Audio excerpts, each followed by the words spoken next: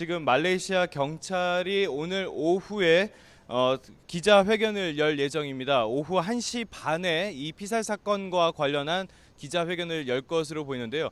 오늘 이곳 시간으로 1시 반이기 때문에 현재 한국 시간으로는 2시 반이 됩니다. 1시간 차이가 있기 때문인데요.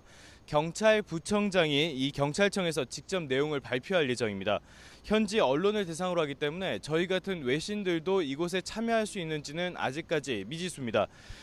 외신도 입장 가능한지는 미지수고요. 내용 자체에 대해서도 경찰 측에서는 전혀 설명을 하지 않고 있습니다.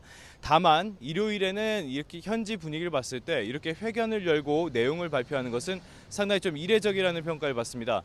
따라서 수사 과정에서 상당한 진척이 있었던 것이 아니냐 이런 추정이 나오고 있고요. 일단은 어제 새벽에 체포된 북한 국적의 리정철 이 남성 리정철 남성에 대한 어떤 수사 결과가 또 오늘 나오지 않겠냐는 또 전망도 나오고 있습니다. 또 아직까지 체포하지 못한 나머지 남성 용의자 3명에 대한 내용도 언급이 될지 주목되는 상황입니다.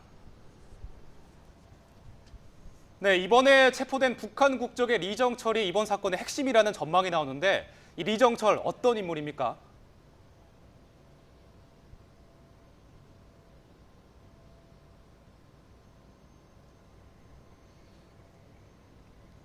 이 앞서 보도도 있었는데요. 현재 언론 보도를 보면은 매우 특수한 신분이라는 이야기가 나오고 있습니다.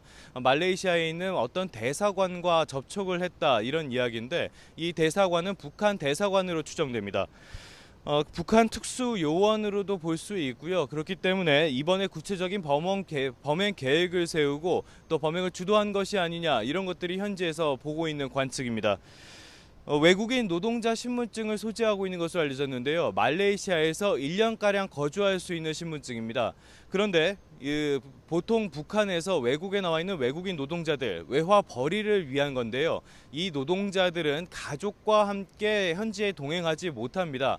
그런데 리정철의 경우에는 이곳에 자신의 아내와 또 두 자녀와 함께 거주하고 있는 것으로 전해졌습니다. 상당히 이례적인 일이라고 볼 수 있는데요. 상당히 이례적인 일이라고 볼 수 있습니다. 이렇기 때문에 리정철이 어떤 사람이냐 이 부분에 더 관심이 가고 있는 것이고요. 앞서도 보도가 있었는데 북한 대사관 직원이 어제 경찰에 리정철에 대한 면담을 요구했었습니다. 하지만 결국 거부를 당했고요. 어제 오후에는 주민 40여 명을 북한 대사관 관저로 불러서 정신교육을 시킨 것으로 보입니다. 북한 측 역시 지금 상당히 좀 긴박하게 돌아가는 모습입니다.